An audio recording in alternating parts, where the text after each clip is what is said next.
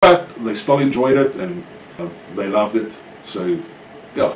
So, like I said, the first in this series is to basically touch on an ancient beer, or what I would perceive would be an ancient beer, that would more or less correspond to the beers that were discovered in ancient Mesopotamia, that was basically made from stale malted breads, and ancient Egypt, things like malted barley, and also from ancient China. Basically it was made from malted grains and it was unhopped.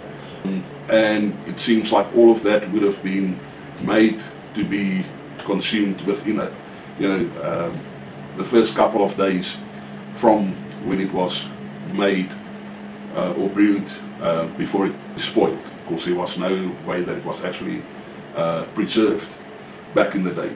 And that is why we come to Umqombothi. Now, what is Umqombothi?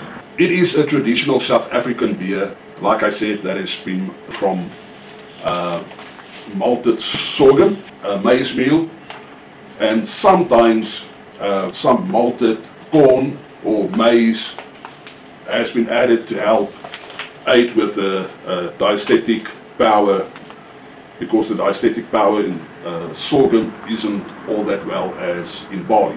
In modern variations of this drink, sometimes malted barley is also added specifically to help with the diastatic power to convert the starches of the grains into fermentable sugars. But yeah, basically the base of this beer is your malted sorghum and then maize meal.